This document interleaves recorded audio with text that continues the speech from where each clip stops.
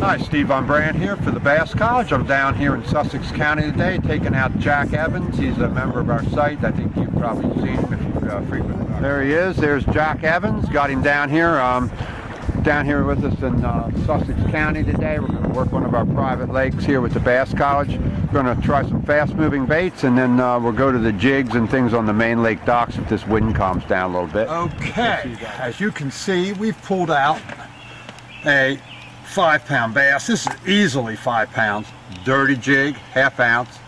Grande bass, mega claws trailer on the back. Once again, this is a monstrous fish. Not giant, but big mouth. 5 pounds. In the spring, this would have been, probably 5 3/4, 6 pounds. A little over 5 now, though. But that's a really nice bass. What I was doing was I was showing Jack how to flip the jig. And we're both standing here by a seawall back in the creek. And I was telling him, I said, sometimes just watch the line. I said, you're not going to feel a little bump. I said, it's kind of line will just run to the side, sort of like, hey, right like that.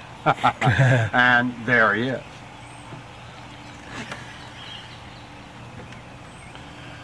Look at that nice bass. Look how big that is. Nice.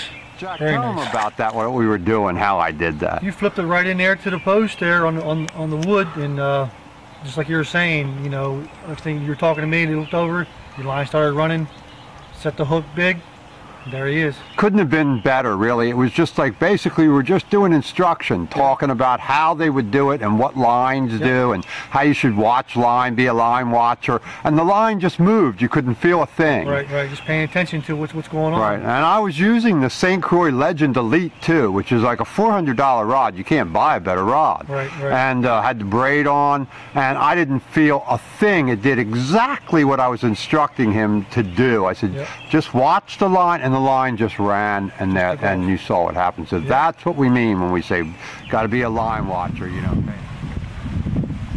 Dirty jig, Grande bass, came up into this first cove with Jack here and picked up another one. This is our second one. It's a real slow day, but small bass. Don't usually catch ones this small, but got another one. At least they're on this pattern. We'll start working all these docks up in the seawalls. I'm sure we're going to pick up some more.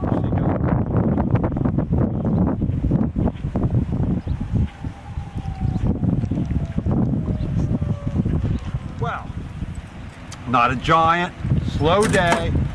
Cold fronts got them turned off. What I did was I came into the back of the creek. I said, look, they're not hitting a chatterbait. I said, we couldn't even really establish the jig pattern, even though I got 2 on the jig and 1 was good. So let's just throw this spinnerbait back up in here shallow into some of the more green pads, the ones that haven't been killed by the heat. Threw that in. This is a Terminator super stainless in the Colorado willow. It's a clown. And they hit that and came up and threw it into the pads. He hit it right away, but he wasn't in the pads. They were off the pads in the grass, but near the pads in the back of the creek. I told you. Brought him into the back of the creek. What happened, Jack? Hit the chatterbait right next to the boat. How big was that one? He was probably, I would say, 3 pounds. Yep, right next to the boat he hit it. About 4 foot of line out is all I had. Yeah, right there. Came all the way into the backs of the creek. So I thought maybe some of these would be hitting up in the shallow water on these baits like this in here, trying to chase some of these perch and carp minnows and everything that have hatched out. There we go. I picked up another small one here on the Terminator Clown Tandem, ½ ounce. And tell them what happened to you, Jack, just about, what, 2 minutes ago? Yeah, I had a nice one on the chatterbait, probably about a 4-pounder. Had him on for a little bit and got close to the boat and he popped off.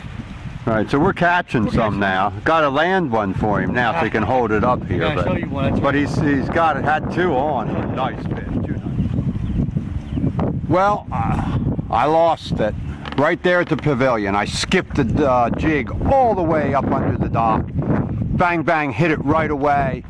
Had a real bad angle. The wind's really blowing hard. Couldn't really get a good hook set the hook, fought him. You could see the whole side of the fish. How big would you say that one was, Jack? He had to be at least 5, 6 pounds, at least, probably 6 pounds at least. Fought him for, almost had him in, but just couldn't keep enough pressure on it. Never really got to drive the hook all the way up through its jaw. Just didn't Yep. get a good hook Slow set. day, but still all in all, we would have had 9 or 10 bass if we had gotten all of them in and on video. So, we'll be back here on Sunday with Trey, that's Jack's son, knowing from the site Trip Jack, talked to both these guys under the same name. So, until next time, Steve Von Brandt, Jack Evans, see you guys. When you finally get there, and when you pull the cover off, then it's time to get a little bit lost out on the lake. Gonna back this boat into the water, find a way to win a couple dollars. Where the man says there's a cold front coming down.